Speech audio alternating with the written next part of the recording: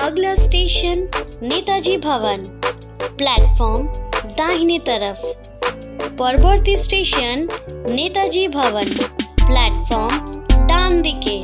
The next station is Netaji भवन. The platform is on the right side.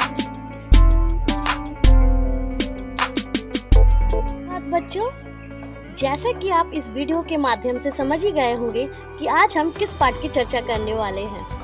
आज हम Metro Man Sreedharan के बारे में जानेंगे। आप में से बहुत सारे ऐसे बच्चे होंगे जिन्होंने मेट्रो में सफ़र किया है। क्या आप ये जानते हैं कि ये मेट्रो का निर्माण किसने किया और ये मेट्रो कब बना और कितना समय लगा? तो चलिए इसी मेट्रो की कहानी और श्रीधरन के बारे में आज हम पाठ के द्वारा चर्चा करेंगे।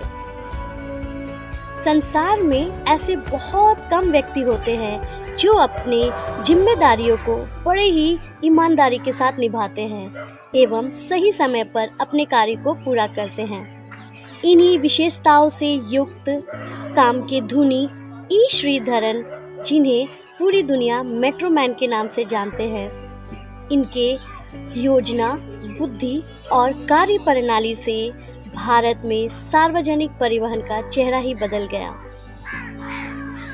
मेट्रोमैन श्रीधरन का जन्म केरल के पलक्कड़ जिले में 12 जून 1932 को हुआ था। उनकी प्रतिभा का लोहा तब से माना जाने लगा जब 1963 में एक भयंकर समुद्री तूफान के कारण रामेश्वरम को तमिलनाडु से जोड़ने वाली पुल पब्बन जो टूट गई, जिससे तीर्थयात्रियों को काफी आने जाने में परेशानियों का सामना करना पड़ा। केंद्र सरकार ने रेलवे को इसे पुनः निर्माण के लिए 6 महीने का समय दिया गया, परंतु रेलवे ने 3 महीने की अवधि घटा दी और श्रीधरन ने केवल 46 दिन में इस कार्य को पूरा करके सभी को दांतों तले उंगली दबाने के लिए मजबूर कर दिया। रेलवे ने श्रीधरन के इस कार्य के लिए एक विशेष पुरस्कार से भी उन्हें सम्मानित किया। ऐसा पहली बार नहीं था जहां श्रीधरन ने अपनी प्रतिभा का परिचय ना दिया हो। भारत सरकार ने मेट्रो रेल सेवा की अहम जिम्मेदारी श्रीधरन को सौंपी। श्रीधरन को योजना बनाने से लेकर डिजाइन बनाने का कार्य सौंपा गया और श्रीधरन ने इस कार्य को बखूबी निभाया और भारत की पहली मेट्रो रेल सेवा के लिए कोलकाता को चुना गया। कोलकाता वासियों को बिना किसी कठिनाई के, बिना किसी परेशानी के कब मेट्रो रेल बन गई, यह बात उनको भी पता नहीं चला। श्रीधरन का यह मानना था कि किसी भी कार्य को सफल बनाने के लिए स्पष्ट सोच एवं दृष्टि की आवश्यकता होती है। इसके बिना हम किसी भी कार्य को सफल नहीं बना सकते। इसके बाद केंद्र सरकार कोंकण को रेलवे लाइन से जोड़ना चाहती थी, जो कि बड़ा मुश्किल कार्य था। मुश्किल इसलिए था क्योंकि उन्हें दलदल एवं नदियों के रास्ते से 5000 हेक्टेयर जमीन पर 2000 पुल बनाने थे और उनको इस कार्य के लिए 8 साल का समय दिया गया था, परंतु श्रीधरन ने केवल 7 साल में इस कार्य को पूरा करके सबको आश्चर्यचकित कर दिया। इसके बाद केंद्र सरकार ने श्रीधरन को दिल्ली मेट्रो रेल परियोजना का कार्य सौंपा।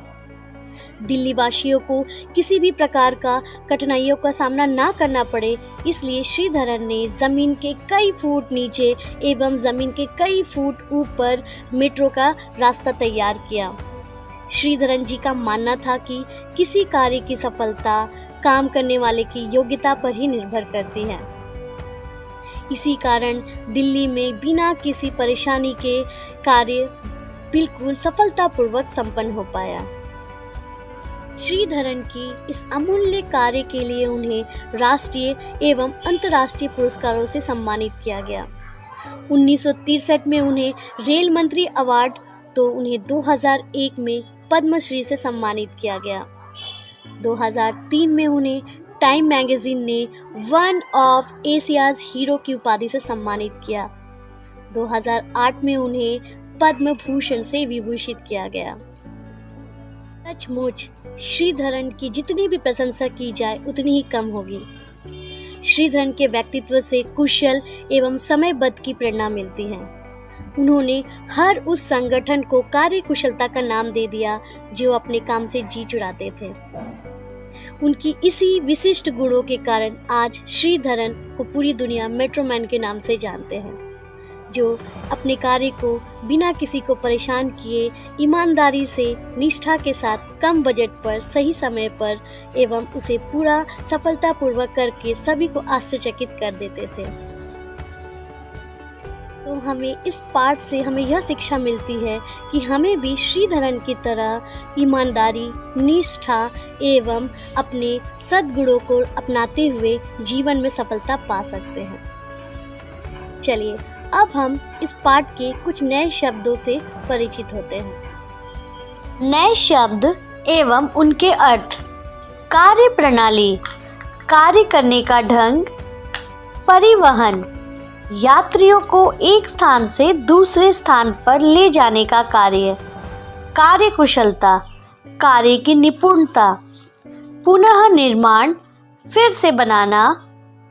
परियोजना, निर्माण की विशिष्ट योजना। कार्यशैली, काम करने की विधि। समयबद्ध, निर्धारित अवधि। एवं अंतिम, निष्ठा अर्थात विश्वास। उम्मीद करती हूँ इस पाठ के मूल भाव को आप भली भांति समझ पाए होंगे। धन्यवाद।